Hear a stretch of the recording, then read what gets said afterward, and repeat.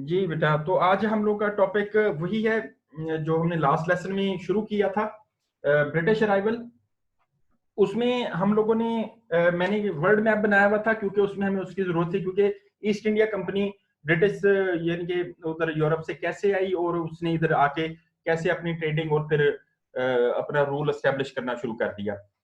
आज लेकिन हम लोग उससे ऑनवर्ड शुरू कर रहे हैं, जिसमें हम लोग ये देखेंगे कि ब्रिटिश गवर्नमेंट ने इंटरवीन कैसे किया और इधर फिर फर्दर एक्सपेंड कैसे किया। तो उसके लिए हमें सिर्फ ये सब कॉन्टिनेंट का मैप चाहिए था, तो मैंने वही बनाया हुआ, साथ अफगानिस्तान का भी।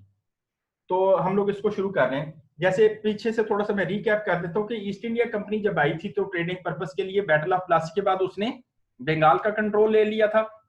बैटल ऑफ बॉक्सर के बाद उसने नॉर्थ की तरफ भी कुछ एक्सपेंशन की, लेकिन वो मजीद आगे मुगल एम्पर से कन्फ्रंट नहीं करना चाहती थी, क्योंकि वो कंपनी इतनी पावरफुल तो नहीं थी कि एम्पर से जाके लड़ती। तो वो साउथ की तरफ आई, साउथ की तरफ उसने ये कारनेट, कारकोट, इस तरह के कुछ एरियाज को कैप्चर कर लिया था। तो मींस के ये कुछ एरियाज जो थे, इनमें ईस्ट इंडिया कंपनी के दौर में ही रूल एस्टेब्लिश हो चुका हुआ था। अब अपने रूल के दौरान ईस्ट इंडिया कंपनी जो थी, क्योंकि अब जो नवाब था इधर का वो भी उनकी अपनी मर्जी का था, मीर जाफर, गवर्नर जो था रॉबर्ट क्लाइव वो भी उनकी अपनी मर्जी का था। तो कंपनी ऑफिशियल्स ने इधर खूब लूट मार और एक्सप्लॉयटेशन शुरू कर दी। कंपनी ऑफिशियल जो थे वो बड़े बड़े गिफ्ट लेते नवाब से, और फिर वो वेल्थ कमुलेट करना शुरू कर दी उन्होंने।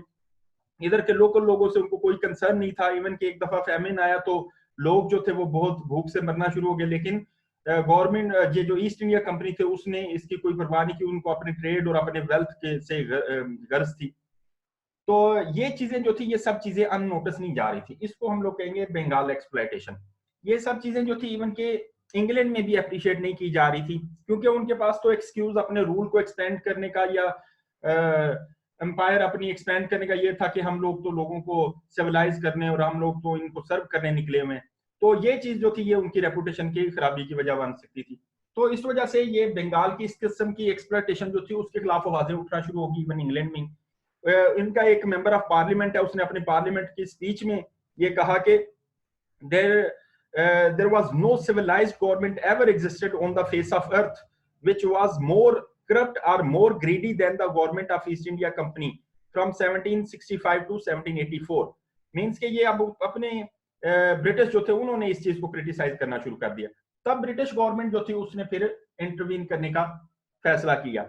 उन्होंने ब्रिटिश गवर्नमेंट के इधर आने की एक वजह तो ये हम लोग कह सकते हैं, ये क्वेश्चन आता है तो चूंकि इसकी भी आउटलाइन आप बना लें कि एक तो इसके आने की वजह ये थी कि बंगाल की एक्सप्लॉयटेशन शुरू हो गई थी।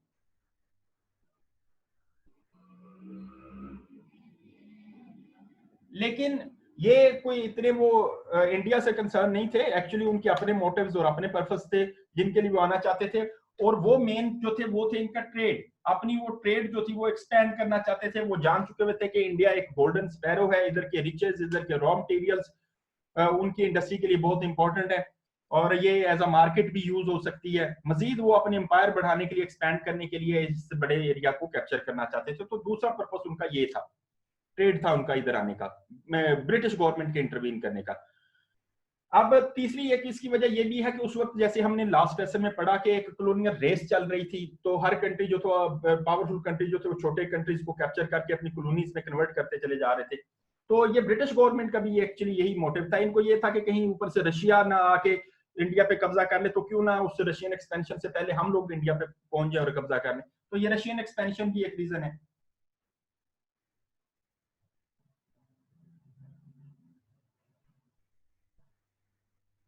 ये सब वजह थी ब्रिटिश गवर्नमेंट के इधर इंटरवीन करने की।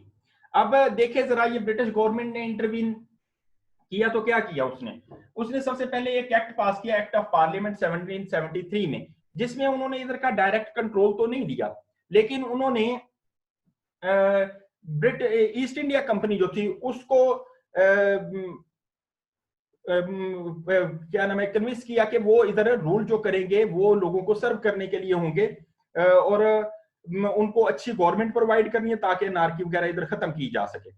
लेकिन खुद अभी फिजिकल कंट्रोल नहीं लिया। लेकिन बाद में उन्होंने फिर एक और एक्ट पास किया जिसको इंडियन एक्ट कहते हैं, लेकिन पॉपुलरली उसको पिट्स एक्ट के नाम से जाना जाता है, 1784 में।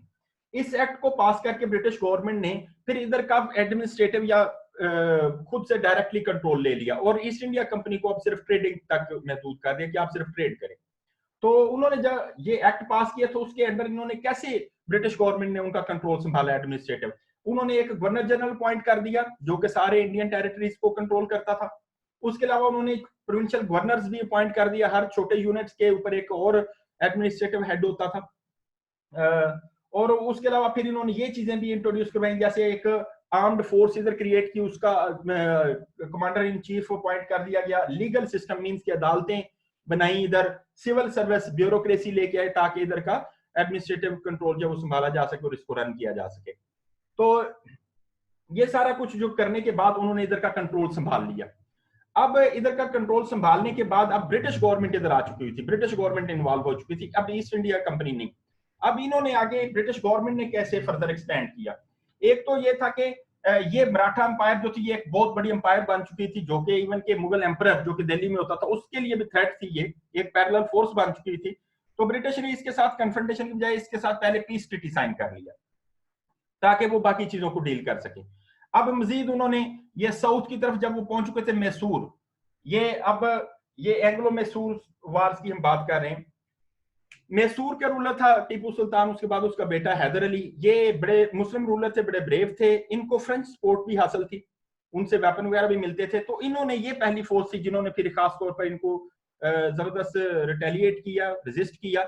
लेकिन उधर फ्रांस में फ्रेंच रेवोल्यूशन आ गया, उधर फ्रांस जो था उस विड्रॉ कर गया अपनी हेल्प से, तो इनको चांस मिल गया। इन्होंने फिर मैसूर जो था उसको उसमें टीपू सुल्तान को एक बैटल 1799 श्रंगनापट्टनम में डिफीट कर दिया और ये मैसूर की टेरिटरीज जो थी इन पे भी कब्जा कर लिया। अब ये उदजक का रूलर जो था उसको भी डिफीट किया, उनका कंट्रोल ले लिया। मजीद ये इन्वेड करते दिल्ली तक भी जा पहुंचे, मींस के मुगल एम्परर जो थे उनको भी ब्रिटिश क्राउन के अंडर रूल करने पे मजबूर कर दिया। उन्होंने भी एक्सेप्ट किया कि we are ruling under the British crown. तो ये अब इनका रूल काफी एक्सपेंड कर चुका था। अब इनके लिए नेक्स्ट जो बड़ा चैलेंज था वो थे मराठास। तो ये मैं पहले आउटलाइन लिख लेता हूं, ये यहां तक की आउटलाइन लिखी हुई थी। अच्छा, तो अब ये मैंने बेटा लिख दिया आउटलाइन। अब देखिए इससे मजीद आगे उन्होंने कैसे एक्सपेंड किया। अब ये जो मराठा एम्पायर थी ये एक बहुत बड़ी इनके लिए हर्डल थी। मराठा जो थे ये एक बड़ी पावरफुल फोर्स बन चुके थे, एक पैरेलल या डोमिनेट फोर्स बन चुके हुए थे इधर अगेंस्ट द मुगल एम्परर्स। तो इन्होंने नेक्स्ट चैलेंज इनके साथ ब्रिटिश ने इनके साथ भी जब बैटल शुरू की तो ये इन्होंने भी काफी रेजिस्ट किया, इन्होंने भी कुछ अर्ली बैटल्स में ब्रिटिश को डिफीट कर दिया। लेकिन फाइनली ब्रिटिश ओवर पावर्ड और उन्होंने भी इसको एक बैटल जो थी पानीपत की उसमें इसको डिफीट किया और ये मराठन एम्पायर जो थी इसका कंट्रोल भी ले लिया। तो ये तकरीबन सारे साउथ इंडिया पे इनका कंट्रोल हो चुका हुआ था। अब जो बड़ी रेजिस्टेंस फोर्स थी जैसे मराठास हो गए, ये मैसूर के रूलर हो गए, या वो उसको तो पहले ही डिफीट कर चुके थे, नवाब सिराजुद्दौला को कंपनी डिफीट कर चुकी थी। तो अब इधर की जो छोटी छोटी एम्पायर थी या इवन के बड़ी एम्पायर जैसे सिख एम्पायर या इधर सिंध के आमिर से थे, इन्होंने भी फ्रेंडशिप ट्रीटी साइन करना शुरू कर दिए। मींस के they accepted the British crown और they started to rule under the British crown. इन्होंने तो नहीं फिलहाल, लेकिन ये छोटी छोटी एम्पायर जो थी उन्होंने एक्सेप्ट करना शुरू कर दिया। जैसे सिंध के रूलर जो थे आमिर, उन्होंने फ्रेंडशिप ट्रीटी साइन कर लिया। इधर सिख एम्पायर जो थी ये पंजाब कश्मीर जो NWF तक फैली हुई थी, इधर का रूलर जो था रंजीत सिंह, उसने भी परपीचुअल फ्रेंडशिप ट्रीटी जो था इनके साथ साइन कर लिया। अब इस सारी सूरत हाल के बाद अब ब्रिटिश जो थे वो कॉन्फिडेंट थे कि इंडिया में अब उनको कोई रेजिस्ट करने वाला नहीं, तो इंडिया उनके कंट्रोल में आ चुका हुआ है। अब वो मजीद फर्दर एक्सपेंशन चाहते थे, तो अब उन्होंने इंडिया से निकल के अफगानिस्तान पे नजरें जमा ली कि अफगानिस्तान इन्वेड किया। उन्होंने अपने कुछ सोल्जर्स भेजे तकरीबन 18,000। इनको एक्चुअली खतरा ये था कि कहीं रशिया जो है वो आके अफगानिस्तान पे कब्जा ना कर ले, तो उससे पहले उधर इनकी आर्मी में अपराइजिंग हो गई और ये इनके अपने सोल्जर्स ही मारे गए, उधर बड़ी बुरी तरह डिफीट हुए और ये उनके लिए बड़ी एक शेमफुल डिफीट थी। उस वक्त ये सुपर पावर थे और इस डिफीट से उनको बहुत बड़ा लॉस हुआ। उसके बाद ये इंडिया वापस आए तो इन्होंने अपनी इस शेमफुल डिफीट जो थी उसको छुपाने के लिए इन्होंने ये जो सिंध के रूलर से आमिर से इनको उकसाना शुरू कर दिया। वो चार्ल्स नेपियर जो था उसने इनको प्रोवोक किया, ब्रिटिश जर्नल था, और ये आमिर जो थे इन्होंने ब्रिटिश के ऊपर अटैक कर दिया और यही एक्सक्यूज चाहते थे ब्रिटिश। और फाइनली उन्होंने सिंध के ऊपर अटैक किया और सिंध का कंट्रोल भी ले लिया। अब पीछे बचती थी ये सिख अंपायर, जो कि एक बड़ी बच गई थी, रंजीत सिंह का रूलर था। उसने फ्रेंडशिप ट्रीटी, जो कि हमने अभी डिस्कस किया कि परपीचुअल फ्रेंडशिप ट्रीटी साइन कर रखा था। अब रंजीत सिंह जो था, उसकी डेथ के बाद उसके जो सक्सेसर्स थे वो आपस में लड़ना शुरू हो गए। उनको अब थ्रोन की लड़ाई शुरू हो गई, लेकिन उनको ये भी खतरा था कि ब्रिटिश ना कहीं इन पे कब्जा कर ले या अटैक कर ले, तो उसकी रिटेल उससे पहले ही इन्होंने प्रीएम्प्टिवली ब्रिटिश के साथ पंगा ले लिया, लड़ाई शुरू कर दी। ब्रिटिश ने को ये एक्सक्यूज मिल गया, उन्होंने अटैक किया ये सिख अंपायर के ऊपर भी, और एक बैटल हुई, बैटल ऑफ अलीवाल, और उसमें इन्होंने ये सिख अंपायर जो थी उस पर भी कब्जा कर लिया। और उसके बाद भी मजीद बैटल्स हुई, और आहिस्ता आहिस्ता ये सारा कंट्रोल जो था इन्होंने सिख अंपायर का भी ले लिया। अब इसमें ये जो कश्मीर जो था, इसका नवाब जो था गुलाब सिंह, उसने ब्रिटिश को हेल्प किया था to take control the Sikh empire. तो उसको रिवार्ड करने के लिए ब्रिटिश ने क्या किया कि ब्रिटिश ने ये कश्मीर जो था गुलाब सिंह को बेच दिया, और इस तरह ये जो इधर से चले थे आहिस्ता आहिस्ता ये सारे इंडिया का कंट्रोल जो था इन्होंने हासिल कर लिया। अब इन्होंने ये सिंध को कैसे नेक्स्ट किया, पंजाब को कैसे नेक्स्ट किया, ये भी हमने डिस्कस किया। उसके बाद आ जाता है कि अब इनकी जब इधर भी कंट्रोल हो गया, तो ये जो बाउंड्री लाइन थी ये एक नेचुरल बाउंड्री लाइन बनती है, जब क्योंकि माउंटेन रेंजेस हैं, ये लहदा करती है अफगानिस्तान और इसको। तो इधर से कुछ ट्राइबल जो थे, चीफ जो थे, उनकी वजह से इनकी कन्फ्रंटेशन रहती थी ब्रिटिश की। तो उसको फिर ये सर मोंटीमर ड्यूरेंट जो थे, उन्होंने इसको एक्सेप्ट कर लिया as a natural scientific border, और इसको ड्यूरेंट लाइन का नाम दे दिया गया, ताकि इनकी उन ब्रिटिश एम्पायर और ब्रिटिश की इनकी एम्पायर में इंटरवेंशन ना हो और उनको ये प्रॉब्लम्स ना हो। तो ये फिर ड्यूरेंट लाइन जो थी इसको नेचुरल साइंटिफिक बॉर्डर ड्रॉ कर दिया गया। उसके बाद इन्होंने ये डॉक्ट्रिन ऑफ लैप्स आ जाता है, इन्होंने फिर मुख्तलिफ छोटे छोटे एक्सक्यूजेस गढ़ने शुरू कर दिए कि ये छोटी छोटी एम्पायर जो बची हैं, जो हालांकि ब्रिटिश रूल को एक्सेप्ट भी कर चुकी हुई थी, तो उनसे लैंड ग्रैबिंग के एक्सक्यूज करना शुरू कर दिए। ये एक पॉलिसी डॉक्ट्रिन ऑफ लैप्स जो थी ये इंट्रोड्यूस करवाई। ये एक ब्रिटिश पॉलिसी थी जिसमें उन्होंने ये कहा कि if any ruler die without any legal heir, तो उसकी जो एम्पायर है वो ब्रिटिश क्राउन के अंडर आ जाएगी, या इवन के कोई अगर इनकैपेबल होगा तो भी ये हक रखते हैं कि ये उससे कंट्रोल ले लें। और इस तरह कई जो छोटी छोटी रियासतें थी वो इससे अफेक्ट हुई, और इससे रेजिस्टेंस भी फेस करना पड़ी ब्रिटिश को। ये अनपॉपुलर रही पॉलिसी, जैसे कई एरियाज जो थे, नागपुर हो गया, झांसी हो गया, इवन के नवाब अफोजा, इस तरह, तो इन लोगों को इसने अफेक्ट किया। तो ब्रिटिश की इस पॉलिसी में ओवरऑल एक्चुअली ये अनपॉपुलर रही और एक रेजिस्टेंस की वजह भी बनी। नेक्स्ट टॉपिक जो हमने करना है वार ऑफ इंडिपेंडेंस, उसमें एक ये रीजन भी बनेगी कि वो मजीद फिर उन्होंने दिल्ली पे कैसे कब्जा किया था, वार ऑफ इंडिपेंडेंस जिसको हम बोलते हैं, और दिल्ली पे कब्जा करने की भी वजह एक बना था ये डॉक्ट्रिन ऑफ लैप्स।